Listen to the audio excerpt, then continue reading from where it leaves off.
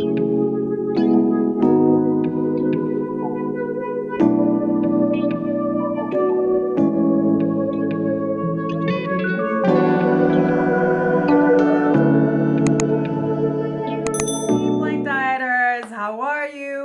back to my channel. Thank you so much for your continued support.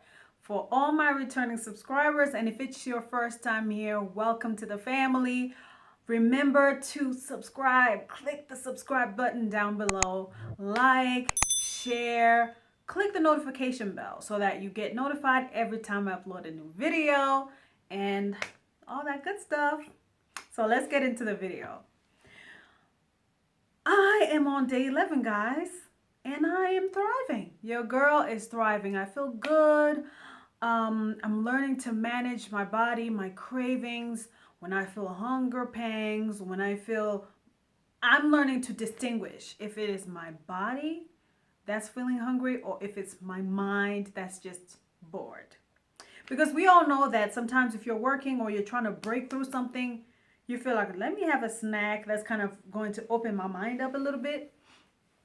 That's exactly what has been happening, guys. I mean, I've been having those kind of same cravings, but I'm quickly now able to distinguish, is it my body feeling hungry or is it my mind just bored, wanting to get a fix, you know?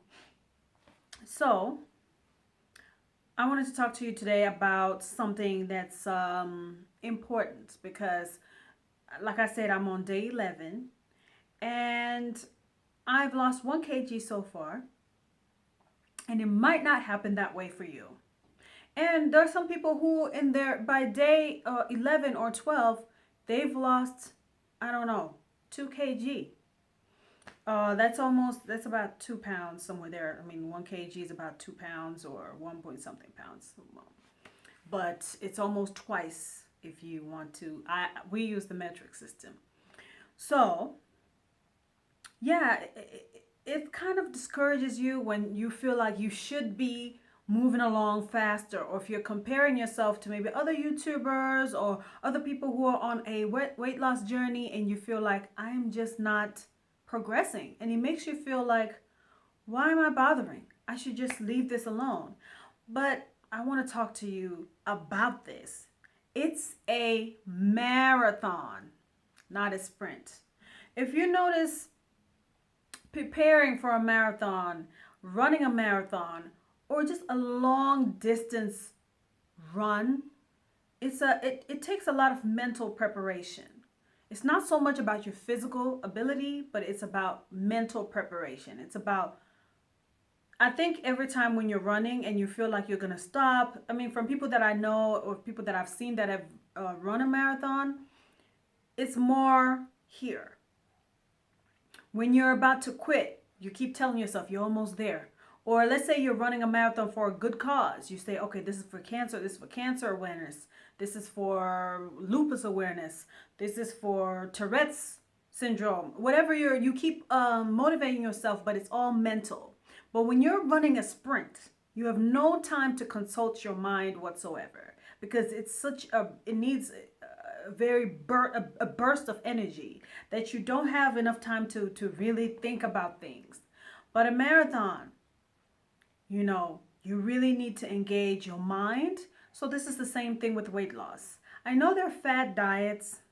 Guys, believe me, I've been on many. Okay, I've done the military diet. I've done the Atkins diet. I've done all these different types of diets that are promising you, oh, in 2 weeks you would have lost 5 kgs. For me, that's the number one way to I think I'm going to do a video about that. Ways to know a fad diet from, or a diet that can give you results versus something that's just going to just give you that push, but then you don't get the results that you want. There's no way. Bodies are different. So there's no way that a diet can promise you that you're going to lose such an amount of weight in such an amount of time. It doesn't work that way. If doctors can't even promise you that, even when you go and get like chemo, or if you get That went dark. Even if you go and get just a simple treatment, it doesn't work the same for every single person. So what I'm saying today is you have to think of it as a marathon. In that you need to study your body, see how you respond to how your body responds to weight loss. Like for me, I found that sometimes it may be the initial push that takes a long time. But once I start going, I start shedding that weight so fast. Some people, it might be the initial jump start that gets, they lose more when they first start, and then it kind of plateaus down the way, down the road. So you have to look at it that way. Weight loss, there's no such thing as a quick fix. Like you just start your diet today and in 2 weeks you lose weight. And if you do it that way, that's not the best way. I believe that's not the best way. The best way is, it's like this. Babies. When you get a baby, when you have a baby, such a blessing. It's a tiny thing, and you start nurturing it, and you learn to deal with it as you grow. The baby grows with you, or as the baby grows, you grow and mature along with the baby. So it's the same thing as a slow, progressive weight loss. You learn, let's say you're at 86 kgs like me. You go down, let's say 2 kgs, and you're 84, you're happy, you're like, oh my God, and whatever. You binge a little bit, you gain maybe half a kg back, and you're like at 84.5, you're like, oops. You come back down, you learn your triggers, you learn things that make you go down the wrong way. And as you go, it's like it's a slow, progressive weight loss, but you're more likely to maintain that kind of weight loss rather than just going fast, and losing all that weight without studying your body along the way. Let's say you lose 10 kgs in a month or in 2 months. Chances are you're going to gain that back because you have not, because they say, I'm not saying this is true, but then they say it takes 21 days to develop a habit and it takes 90 days to develop a lifestyle. So if you lose such an amount of weight in a short period of time, you have not groomed yourself enough for it to be a lifestyle to maintain it. You're not going to maintain it. You're only setting yourself up for failure, and it's going to be very, very hard for you to recover because you're going to think, oh my God, because most likely for you to lose that amount of weight, you put in the most work. Like you were working out 2 times a day. You were probably eating 1,000 calories, and you feel like, okay, now I can't maintain this. And I see, there was this documentary done about people who were on The Biggest Loser, and they tried to push this story, the narrative of, oh, their metabolisms were so badly damaged by their stint on The Biggest Loser that now they need 800 calories to be at maintenance level. And guys, I'm sorry, that's a big load of, rubbish. Because I think it was Jillian Michaels who said, I went to one of those people and I said to them, are you eating 2,000 calories a day? Are you working out 3 times a week? And she said she put those people on a 2,000 calorie diet, not even very restrictive. She said, I told them, eat 2,000 calories every day. Make sure you count your calories and work out. I gave them tailor-made weight workouts 3 times a week.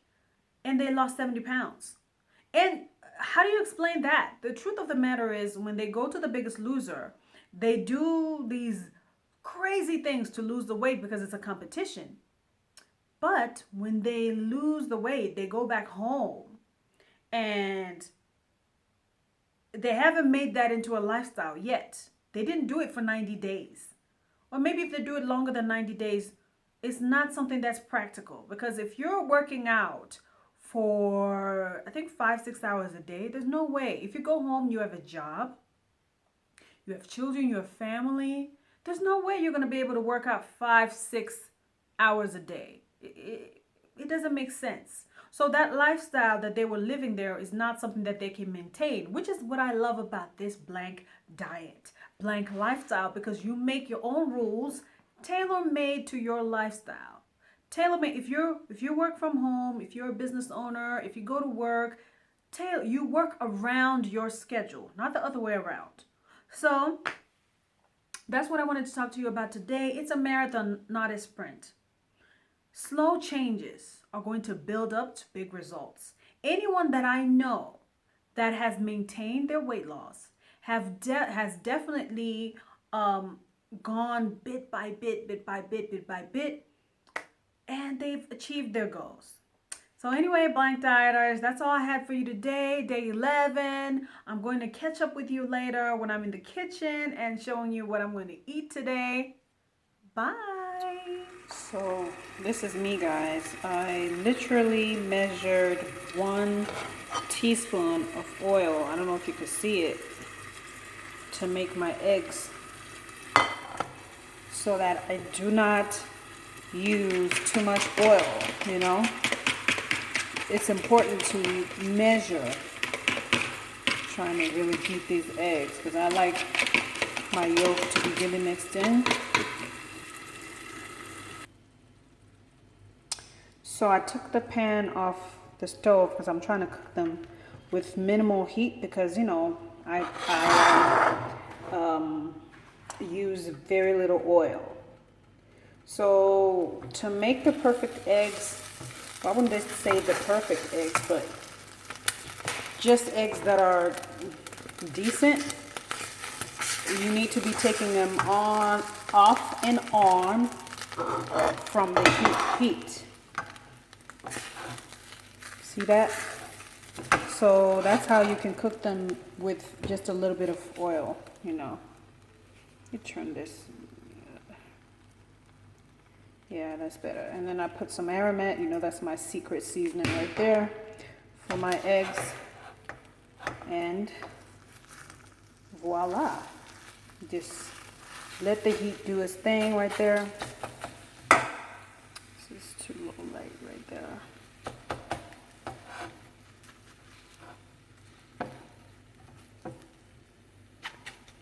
See, so I choose some eggs that are cooked, but they're not crusty.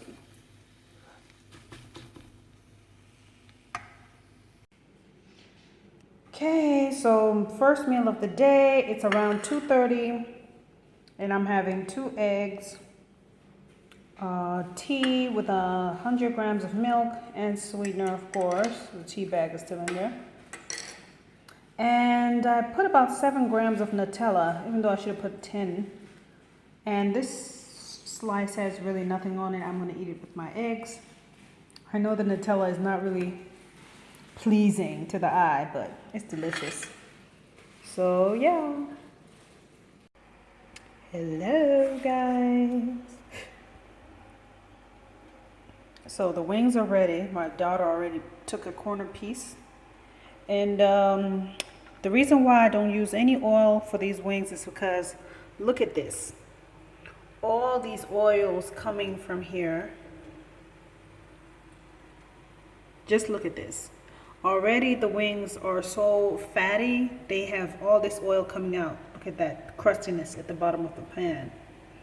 This is all oil, guys. It's not dirt. It's the oil that came from the wings. So don't add oil when you're making wings or chicken, any form of chicken, okay? Good evening, my blank dieters. How are you? Hope you're doing good. Oh my Lord, this won't let me be great. Yeah, it's time for dinner. It's around 7:15, maybe 7:30 p.m. I'm having something you've seen me have before, but I was actually craving it. Some rice with some sauce that I made, tomatoes, and some of the drippings from the chicken, and my chicken wings that I showed you how to make the other day, and some spinach from my backyard, And look at that, my strawberry lemonade. So yeah, guys, this is what I'm having, and of course I'm having my sauce, my chutney sauce, and that was a fly, guys. I'm having my chutney sauce and my chili powder.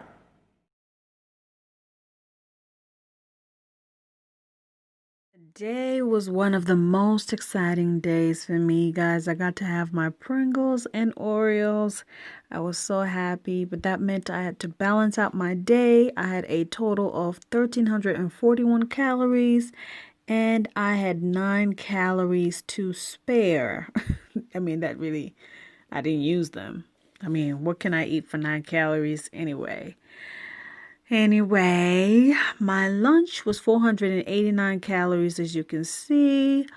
I had a cup of tea with 100 grams of milk, 2 slices of bread, 2 scrambled eggs, and I always account for the oil when I say vegetable oil. I always account for the oil. And then also I had 10.5 grams of Nutella on my bread, on one of my slices. Then for dinner, I had 607 calories, and I had about 357 calories worth of chicken wings, which was 168 grams. And remember, these chicken wings have no added oil, and it's only seasoning, and they're baked with no oil. So if you add oil, you need to factor that into your calories. I had some jasmine rice, which was 200 calories. I only had 1 cup, and 50 calories worth of spinach, guys. And then my snack, which was my most favorite part of the night, I had the golden Oreos. Okay, I had 19 grams, which is only 2 cookies, but they were really good. And 153 grams, sorry, I had 30 grams, which was 153 calories of Pringles, the salt and vinegar ones. And I ended my day on a high note. All right, guys.